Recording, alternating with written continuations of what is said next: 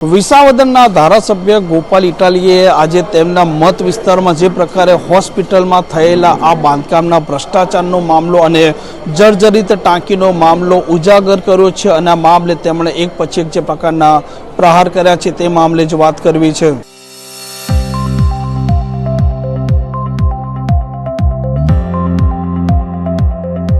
નમસ્કાર, આપ જોઈ રહ્યા છો હોટલાઇન ન્યૂઝ અને હું છું આપની સાથે તોફિક ગાંચી। વિસાવદરના ધારાસભ્ય ગોપાલ ઇટાલીએ આજે વિધાનસભાના 8મા દિવસે સવાલો ઉપસ્થિત કર્યા છે। તેમના મત વિસ્તારમાં જે સરકારી હોસ્પિટલ બંધાઈ હતી અને તેમાં જે પ્રકારનો ભ્રષ્ટાચાર થયો હતો તે સાથે જર્જરિત પાણીની જે ટાંકીઓ છે તેને તોડવા માટે તેમણે અનેક વખત લેખિત રજૂઆત કરી, તેમ છતાં આજ દિન સુધી આ મામલો પત્યો નથી અને આજે ગુજરાત વિધાનસભામાં તેમણે આ ચર્ચા કરી છે અને આ મામલે પ્રતિક્રિયા પણ આપી છે।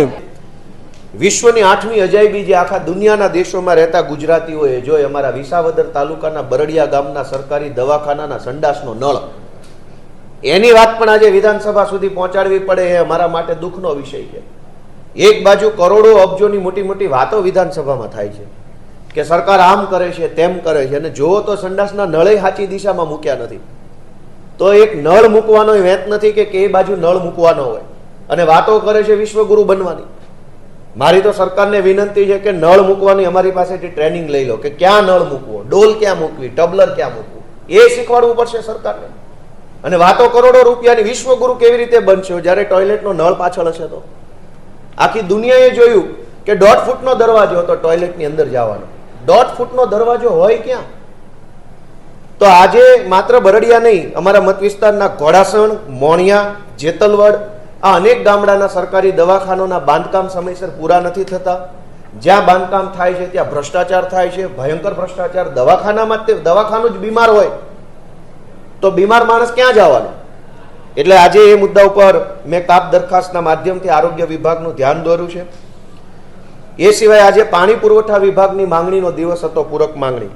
મારે અત્યંત દુઃખ સાથે કહેવું પડે છે કે મારા મત વિસ્તારના કરિયા, છેલણકા, મોટી મોણપરી, જામકા, હરિપુર, પરબવાવડી, પ્રભાતપુર, ખંભાળિયા, સામતપરા અને ભાટગામ, આટલા ગામડાની અંદર જર્જરિતમાં જર્જરિત ટાંકીઓ છે, એ તોડવાની છે। નવી તો આ લોકોથી બને એમ નથી, કેમ કે એમનામાં કામ કરવાની દાનત નથી, પૈસા છે, સત્તા છે, બધું જ છે, પણ દાનત નથી। એટલે નવી ટાંકી તો ભાજપની સરકાર બનાવી શકે એમ નથી, પણ વર્ષો પહેલા કોઈ બીજી સરકારોએ ટાંકીઓ બનાવી, એ આજે જર્જરિત છે અને તોડવામાં પણ આ લોકોથી કામ નથી થતું।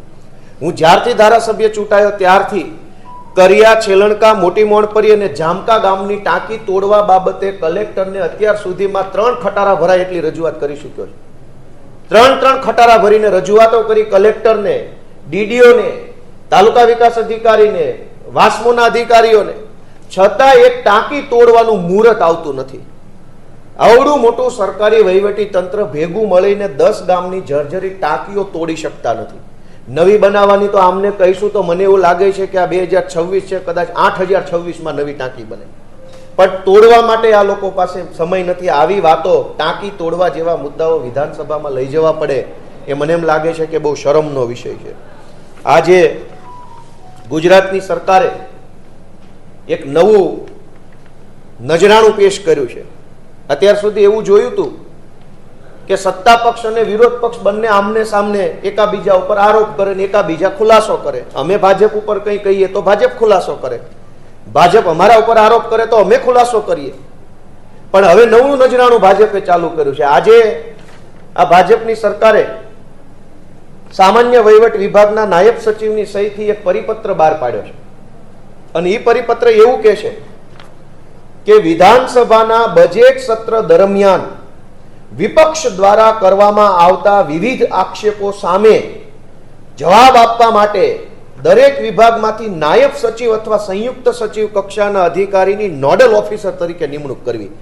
એટલે હવે ગોપાલ ઇટાલિયા એમ કહેશે ને કે અમારા વિસાવદરના બરડિયા ગામના દવાખાનામાં ભ્રષ્ટાચાર થયો છે, તો એનો જવાબ આપવા માટે સરકારનો મંત્રી નહીં આવે, નોડલ અધિકારી સચિવ આવશે કે ગોપાલ ઇટાલિયા ખોટો છે, આમ આદમી પાર્ટી ખોટી છે, મુર્દાબાદ મુર્દાબાદ। આ શું તમાશો કર્યો ભાજપે? વિપક્ષના સવાલનો જવાબ અધિકારી આપશે કે સરકાર આપશે? તમારા અધિકારી જો જવાબ આપતા હોત તમારી સરકારના માણસો જો અમને સીધા જવાબ આપતા હોત તો અમારે ક્યાં વિધાનસભામાં ટાંકી તોડવાના બરડિયાના દવાખાનાના પ્રશ્નો લાવવા પડતા. તમારા કલેક્ટર, તમારા ડીડીઓ, તમારા એસપી, તમારા બધા અધિકારીઓ જો ધારાસભ્યોને સીધા જવાબ આપતા હોત, કામ કરતા હોત, તો અમારે અહીંયા વિધાનસભામાં આવું લખીને આપવું પડે. એ નથી જવાબ આપતા એટલે અમે વિધાનસભામાં મુદ્દો લઈ આવ્યા. હવે વિધાનસભામાં અમે જે મુદ્દા ઉઠાવશું એનો જવાબ મંત્રી નહીં, નોડલ અધિકારી એટલે કે સચિવો આપશે અને રાજકીય જવાબ આપશે. અમારો આરોપ રાજકીય પણ હોઈ શકે, અમારો આરોપ અમારા વિસ્તારને લગતો હોઈ શકે, તો એનો જવાબ આપવાની જવાબદારી ગુજરાતની ભાજપ સરકારના મંત્રીની છે.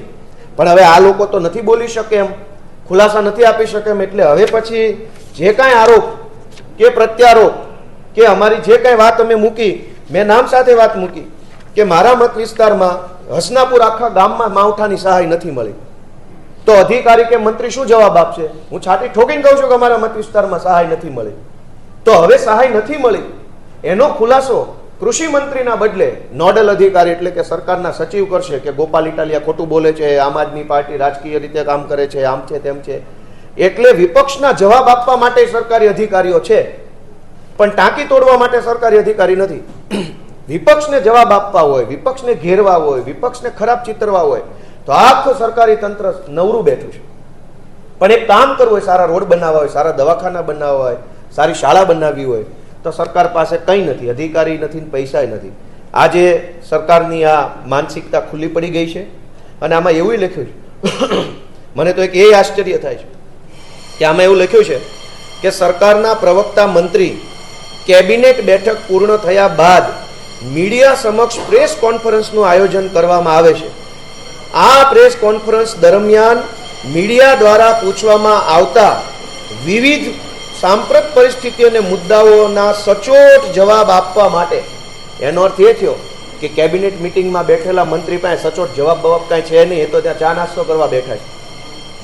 મિટિંગમાં મંત્રી બેઠા છે અને જવાબ અધિકારી આપશે. કેબિનેટ બેઠક રાજ્યમાં મળશે કે બજેટ સેશન દરમિયાન વિપક્ષ જે બોલશે એ કેબિનેટ અને વિપક્ષના બંનેના જવાબો અધિકારી આપશે. તો કેબિનેટ મંત્રી શું કરશે? Photo session. અમે આ બાબતનો સખત વિરોધ કરીએ છીએ કે વિધાનસભા એ લોકોનું પ્લેટફોર્મ છે. અહીંયા મંત્રી જવાબ નહીં આપે બીજે ક્યાં આપશે? ગામડામાં જવાબ આપતા નથી, સભાઓમાં જવાબ આપતા નથી, ટીવી મીડિયા ડિબેટમાં જવાબ આપતા નથી, વિધાનસભામાં નહીં આપો. તો આ પ્રકારની માનસિકતાનો અમે આમ આદમી પાર્ટી તરફથી વિરોધ કરીએ છીએ.